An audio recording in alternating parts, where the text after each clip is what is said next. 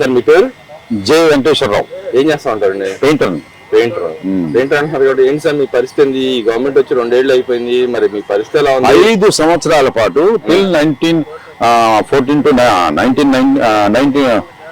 2019 to 24 వరకు నేను suffer అయిన విధానం నరకం కూడా నాకు తెలియదు అనమాట. ఉండదు, అట్లా సఫర్ అయ్యా నేను. పనులన్నీ ఆగిపోయి, మొత్తం కన్స్ట్రక్షన్ ఫీల్డ్ ఆగిపోయి, కన్స్ట్రక్షన్ ఫీల్డ్ మొత్తానికి కుదిలేకపోయింది కదా. ఎక్కడ నా అంత లోపల దాకా అక్కర్లా అమరావతిని తీసుకుందాం, ఎట్లా పాడుపడిపోయింది, పాడుపెట్టేశారు 5 సంవత్సరాల పాటు. ఎప్పుడైతే గవర్నమెంట్ మారుతుందని అనిపించిందో నిదానంగా నాకు మళ్ళీ పనులు అందుకున్నాయండి. వాస్తవం చెప్తున్నాను. మీరు ఏం చదువుకున్నారండి? నేను ఇంటర్మీడియట్ చదువుకున్నారు, ఇంగ్లీష్ కూడా బాగా మాట్లాడుతున్నారు. అంటే ఇక్కడ మీరు చూస్తా ఉన్నారు, అంటే మీరు పేపర్ చదివి కూడా తెలుసు, పేపర్ బాగా ఫాలో అవుతాను. మరి ఈరోజు చూస్తే ఏదైతే పెట్రోల్ ఛార్జీల వ్యవహారం మీద చూసుకుంటే రాష్ట్ర గవర్నమెంట్ బాదురే వ్యవహారం చేస్తా ఉంది అని చెప్పి వైసీపీ నాయకులు పదే మాట్లాడుతున్నారు. ధర్నాలు రాస్తారు, ఒక్కరు చేస్తున్నారు. మేము చేసి మీ గవర్నమెంట్ పట్టించుకోవడం పేదల యొక్క నడ్డి విరుస్తుందని చెప్పి మాట్లాడుతున్నా కదా. నేను ఒక్క మాట చెప్తాను సార్, ఈ 10 మాటలు వద్దు. YCP is a joker party. వాళ్ళకి ఏ పరిస్థితి, ఏ విషయం పట్ల, ఒక పరిస్థితి పట్ల కానీ దేని మీద వాళ్ళకి గ్రిప్ లేదు, వాళ్ళకి ఒక అవగాహన కూడా లేదు. ఎందుకంటే ఎక్కడి నుంచో ఒక ఫోన్ వస్తుంది, ఆ ఫోన్ బట్టి వీళ్ళు చిలక పరుగులు పడతారు మీడియా ముందు. దానివల్ల ఏ ఉపయోగం ఏంటంటే, ఇప్పుడు చిన్న ఉదాహరణ చెప్తాను నేను. గుడివాడ అమర్నాథ్ గారు ఉన్నారు, ఆయన ఐటీ శాఖ మంత్రి. ఆయన కొద్ది కూడా అవగాహన లేకుండా ఇష్టం వచ్చినట్టు మాట్లాడతారు. మాదిగని అంటాడు, ఇంకోటి అంటాడు. వాళ్ళకి దేనే కాదు, ఇది ఒక్కటే కాదు, దేని పట్ల కూడా వాళ్ళకి సరైన అవగాహన లేదు. అందులో ఎంతమంది అయితే ఉన్నారో, ఇప్పుడు 11 మంది అనుకోండి, 151 మంది ఉన్నప్పుడు కూడా ఇదే మాటలు, ఇదే పనులు చేశారు వాళ్ళు. దేని పట్ల, ఒక విషయం పట్ల గ్రిప్ లేనే లేదు వాళ్ళకి. కాబట్టి అసలు మన మీడియా, మన electronic media, print media, plus కొంతమంది మా వాళ్ళు కూడా కొంతమంది వాళ్ళకి అనవసరంగా హైప్ చేస్తున్నారు. కానీ హైప్ చేసేంత లేదండి వాళ్ళకి. ఎందుకంటే వాళ్ళకి మినిమం నాలెడ్జ్ లేదు వాళ్ళకి. ఇప్పుడు రాజకీయాల పట్ల కానీ, లేకపోతే విషయ అవగాహన పట్ల కానీ, లేకపోతే ఇప్పుడు ఐటీ శాఖ ఉంది, ఐటీ అంటే ఫుల్ ఫామ్ కూడా ఆయన తెలియని మనిషిని మంత్రి చేసి పెట్టుకూర్చున్నారు. ఆయన ఏ నోటికి వచ్చింది మాట్లాడేస్తాడు. దానివల్ల ఏ ఉపయోగం? ఇప్పుడు వినేవాళ్ళు, పిచ్చివాళ్ళు ఒకసారి 2 సార్లు వింటాం సార్, 3ఓసారి లేక అర్థమైపోతుంది. ఇదంతా డోలే, ఇది ఏం పనికిరాని మాటలే అనుకుని సామాన్య నాలుగు కామన్ మ్యాన్ కూడా అర్థమైపోతుంది సార్. పెట్రోల్ ఛార్జీల మీద మీ విశ్లేషణ ఏంటి సార్? నిజంగా పెట్రోల్ ఛార్జీలు అనేవండి వాస్తవంగా. సరే, పెట్రోల్ కంటే ముందు ఇంకొక చిన్న మాట చెప్తాను నేను. కరెంట్ ఛార్జీలు తీసుకున్నాం, ట్రూఅప్ ఛార్జీలు అని చెప్పి ఎప్పుడు 2019, 2014లో కూడా మాకు ఈ 5 ఏళ్ల పాటు బాధ్యతలు పెట్టేశారు. అసలు ఎంత కష్టపడ్డా అండి. ఓ పక్కన పనులు లేక కన్స్ట్రక్షన్ ఫీల్డ్ ఆగిపోయి, నేను కన్స్ట్రక్షన్ ఫీల్డ్ పనిచేస్తున్నా కదా సార్, కన్స్ట్రక్షన్ ఫీల్డ్ ఆగిపోయి నేను నా ఇబ్బందులు పడ్డాయి. ట్రూఅప్ ఛార్జీలు అని చెప్పి 2014, 2016 అప్పటికి కూడా ట్రూఅప్ ఛార్జీలు అని చెప్పి కరెంట్ బిల్లు ఉన్నాయి. ఇప్పుడు కూడా నా దగ్గర ఉంది, ఆ సాక్ష్యం ఉంది. చేశారు. మరి నువ్వు ఇన్ని చేసావు కదా, ఇప్పుడు మన పెట్రోల్ గురించి ఒక 2-3 రూపాయలు పెంచేసరికి అల్లాడిపోయి ఆగమాగం అయిపోయి ప్రింట్ మీడియా ముందు, ఎలక్ట్రానిక్ మీడియా ముందు గొప్ప మాట్లాడితే అయిపోదు కదా. వాస్తవం ప్రజలు తెలియదా? మనం ఇంతకుముందు ఏం చేసాము, ఇప్పుడు ఏం జరుగుతుంది, ఇప్పుడు ఏమేమి పెంచారు, మీ హయాంలో ఏమేమి పెంచారు, ఇప్పుడు ఏం జరుగుతుందని తెలియట్లేదా సామాన్య ప్రజానీకానికి? తెలుస్తుంది కదా. నీకంటే దాని గురించి మనం అసలు వాస్తవం చెప్తున్నానండి, వాళ్ళ మాటలు సీరియస్ గా తీసుకోవాల్సిన అవసరం లేనే లేదు. సీరియస్ ఎందుకు? పేద ప్రజలు నడ్డి విరుస్తున్నప్పుడు ఎందుకు తీసుకోవాలి? ఎక్కడ నడ్డి విరుస్తున్నారండి? ఇప్పుడు 5 సంవత్సరాల పాటు నడ్డి కాదు కదా, అసలు నువ్వు నిలబడతాను కూడా ఓపికలేనంత ఇరిచిపారేస్తే ఇప్పుడు వచ్చేసి 3 రూపాయలు పెట్రోల్ ఛార్జీలు పెంచారని చెప్పేసి లీటర్కి ఆగంగా మాట్లాడిపోయాను. ఇప్పుడు అంతా నీ అనుకూల మీడియా అనే వాళ్ళంతా అనుకూల మీడియా ముందు ఏం మాట్లాడడం తెలియదు. అనుకూల మీడియా నువ్వు ఏం చెప్తే అది. వాళ్ళ ప్రశ్న ఏం కానీ, నాకు గొంతులో నొప్పి వస్తుంది, నాకు తలకాయ నొప్పి వస్తుంది, నేను వెళ్ళిపోతా, తెలుగులో ఇంకో అయిపోయింది కాబట్టి నేను వెళ్ళిపోతా అని చెప్పేసి ఒక ప్రశ్న అడగానే, ఒక విలేకరు కానీ లేకపోతే ఇంకెవాళ్ళు కానీ ఒక ప్రశ్న అడగానే గబగబా వెళ్ళిపోతే నువ్వు ఏ ముఖ్యమంత్రి చేసినట్టు? మాజీ ముఖ్యమంత్రి ఆయన పేదల ప్రజలకు ఎంతో మేలు చేశాడు. ఆయన టైంలో స్వర్ణయుగం నడిచిందండి ఈ గవర్నమెంట్. స్వర్ణ బాగా నడిచింది సార్. హైదరాబాద్ లో ఒకటి నడిచింది, బెంగళూరులో ఒకటి నడిచింది, యలహంకలో ఒకటి నడిచింది, మరి ఏంటి అమరావతిలో ఒకటి నడిచింది. ఎన్ని నడిచింది? 7-8 నడిచింది మొత్తం. ఏం నడిచింది అంటారు? అయ్యే బంగారు రోజులు 4-5 దేశాల బిల్డింగ్లు అవి నడిచినాయి. అదేంటి వైజాగ్ లోనేమో ఆ కొండ పేరేంటి, ఋషికొండ బోర్డు కొట్టిచ్చేసి బాగా నడిపించారు. మరి 700 కోట్లు 600 కోట్లు పెట్టి ఎవరి సొమ్మది, ఎవరి కోసం అడగానే ఎలక్ట్రానిక్ మీడియా కానీ ప్రింట్ మీడియా అడగానే ఇది మేము ప్రభుత్వం కోసం కట్టించాం, పెద్ద ఆఫీసర్లు మళ్ళీ ఫారెన్ నుంచి వచ్చే వాళ్ళకి డెలిగేట్స్ కోసం మేము కట్టించామని చెప్పేసి మళ్ళీ సొల్లు కోతలు. దాని తోడు ఆ అమ్మగారు ఉంది కదా, ఒక అమ్మగారు నగరి అమ్మగారు, ఆ నగరి అమ్మగారు మరీ మరీ చెబుతూ ఉంటది. నేను నవ్వితే అందరూ పడిపోతారు అనుకుంటారు ఆమె ఉంటే మరి. అదేంటండి పేద ప్రజల పక్షాన పోరాడుతున్నారు. భలే పోరాడుతుంది, భలే ఈ 5 ఏళ్ళలో 10 ఒక్కొక్కటి 3-4 కోట్లు పెట్టి 10 కార్లు ఉంది ఈ 5 ఏళ్ళలోనే. ఎంత పోరాడుతుందో, పోరాడి పాపం డాన్స్ లేలుగా చచ్చిపోతుంది. అదే మరి ఈరోజు చూసుకుంటే ఈ 2 సంవత్సరాలు అసలు ఏం జరిగింది అంటారు? పరిపాలన పరంగా ఏం జరిగింది, ఏం అభివృద్ధి జరిగింది అంటారు? అసలు గత సంవత్సరానికి ఈ సంవత్సరానికి ఏం మార్పు జరిగింది అంటారు? వెల్, ఇది కాస్త ఆలోచిత ప్రశ్న సార్, వాస్తవం చెప్తున్నాను. ఎందుకంటే నేను 1983 రామారావు గారి హయాం నుంచి నేను తెలుగుదేశం కార్యకర్తను. అయితే చురుకైన కార్యకర్తను కాదు, ఇన్నర్గా ఒక రకంగా స్లీపర్గా ఉన్నా. అయితే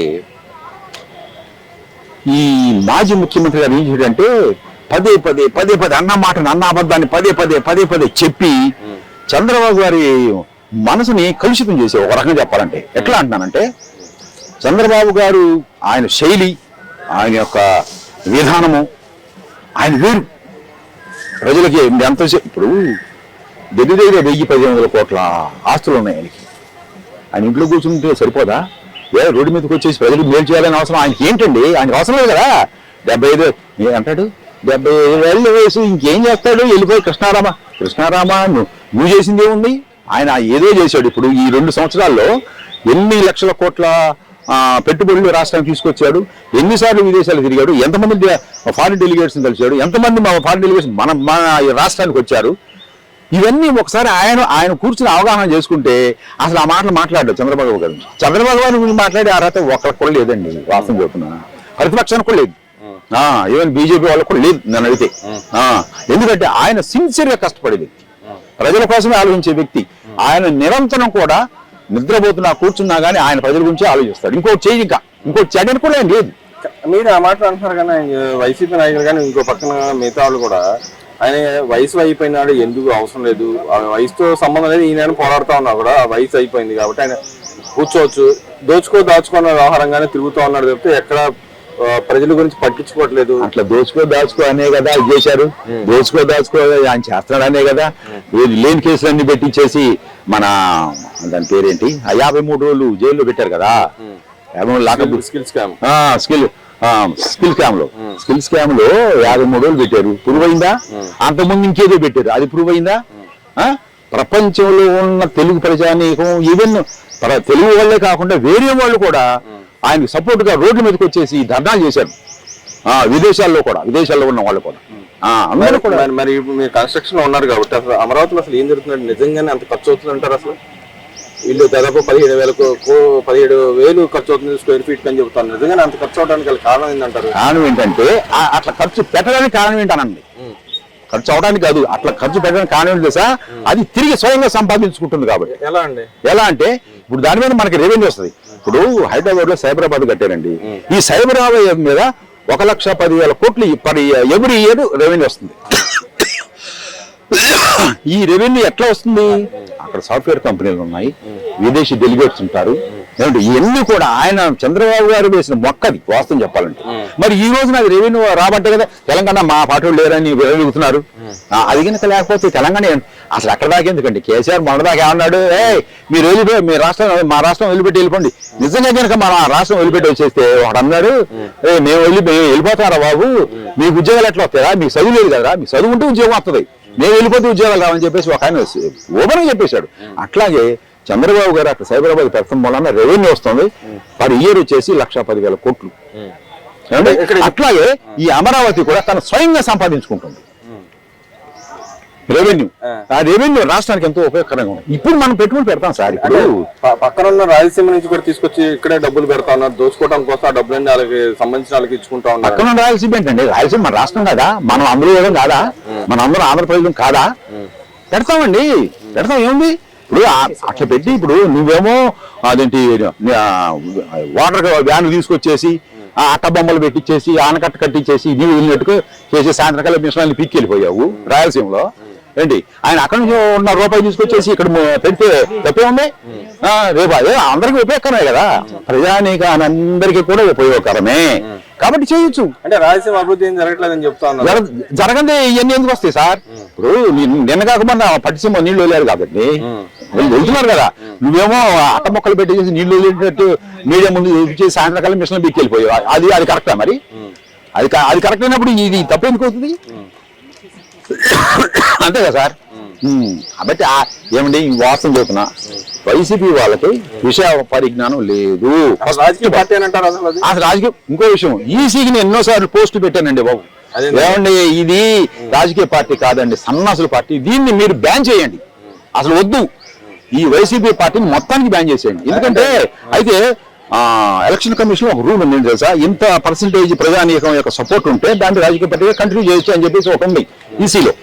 అయితే నేనేమంటానంటే మీరు ఒకసారి పరిశీలించండి, వాళ్ళు ప్రవర్తించే విధానం, వాళ్ళు చేసే పనులు. నేర చరిత్రలు అంటూ లేడండి వైసీపీలో. నేర చరిత్ర లేనోడు ఒక్కడన్నా సరే స్వచ్ఛమైన రాజకీయ నాయకుడు కానీ స్వచ్ఛమైన లీడర్ కానీ వైసీపీలో లేడు. అందరూ కూడా నేను ప్రతి ఒక్కరికి నేర చరిత్ర ఉంది. ఒకడేమో శవాన్ని ఇంటికి పంపిస్తాడు, ఇంకొకడేమో అరగంట కావాలి గంట కావాలంటాడు, వాడు రోడ్డు మీద డ్యాన్స్ చేస్తూ ఉంటాడు, ఇంకొక దవసానేమో చీర కట్టుకుని ఎగురుతూ ఉంటది రోడ్డు మీద. వీళ్ళ రాజకీయ నాయకులు, వీళ్ళు రాజకీయ నాయకులు అంటారు వాళ్ళని? ఎవరైనా అంటారు అసలు? అంటే ఇక్కడ మీరు అన్నట్టుగానే ఇక్కడ అయితే దళితుడు అనంతబాబు గారి విషయంలో చూస్తే ఇవాళ ఆయన సంవత్సరం అయిన రోజు ఇవాళ డ్రైవర్ సుబ్రహ్మణ్యం, నిజంగానే ఆయనకి న్యాయం జరిగింది అంటారు అసలు ఇప్పటికైనా? కనీసం ఇప్పుడా టైం పడుతుంది సార్, జరుగుతుంది కొంచెం టైం పడుతుంది. కొన్ని రాజకీయ శక్తులు కొన్ని అడ్డం పడుతున్నాయి. రాజకీయ శక్తులు నేను అనుకోవటం ఏంటంటే ఇక్కడ కాదు, కేంద్రం నుంచి అడ్డం పడుతుంది. అసలు కేంద్రం నుంచి అడ్డం పడిపోతే ఉండే ఈజ్ నథింగ్ అండి. YCP leader is nothing. YCP main leader. ప్రజల పక్షం ఉండాల్సిన గవర్నమెంట్ కూడా ఉండలేదు అంటారు. మన కాదా, మన గురించి కాదండి, సెంట్రల్ సంగతి నేను చెప్తున్నా. సెంట్రల్ వాళ్ళు కొంతమంది కొమ్ము కాస్తున్నారు. సెంట్రల్ గవర్నమెంట్ కోర్టు పరిధిలో ఉన్న కూడా అలా మధ్యలో చేస్తున్నారు. మంచి ప్రశ్న అడిగారు సార్. కోర్టు పరిధి అనేది మనం ఒకప్పుడు మాట, ఇప్పుడు కోర్టును కూడా మేనేజ్ చేసే స్థాయికి మన ఒక నేర రాజకీయం అయిపోయింది సార్. ఈ రాజకీయాలు అంత నేరం అయిపోయింది. మార్పు ఎప్పుడు వస్తుంది? మార్పు మంచి గట్టి పర్సన్కి వస్తారు. చంద్రబాబు గారు గట్టిగా నిలబడితే వస్తుంది. చంద్రబాబు గారు పవన్ కళ్యాణ్ గారు కనుక గట్టిగా నిలబడితే, కూటమి ప్రభుత్వం వీళ్ళు ముగ్గురు నిలబడితే అండి గన్ షాట్ వస్తుంది, మనకి ఏ సందేహం లేదు. అంటే రాబోయే రోజుల్లో పక్కన అటు వీళ్ళు వెళ్ళిపోతారని చెప్పి వినపడతా ఉంది. నిజంగానే పవన్ కళ్యాణ్ గారు వెళ్ళిపోతారంటే కూటమి నుంచి ఎవరు చెప్తారు? ఆడట్లకి పుట్టిస్తారండి. ఏంటంటే ఇటు కుల రాజకీయం కూడా తీసుకొస్తాను కదా. కుల రాజకీయం ఏమండి? కులం నిజంగా కులాలు ఉన్న వాళ్ళు అయితే మరి అంబటరామయ్య గారు ఏం కులం? మరి ఆయన అందులోకి వెళ్ళిపోయి ఎందుకు కొడుతున్నాడు? అసలు కాపులకి ఎక్కడ కూడా లేదంట కదా, ప్రాముఖ్యత లేకుండా చేస్తున్నాడు.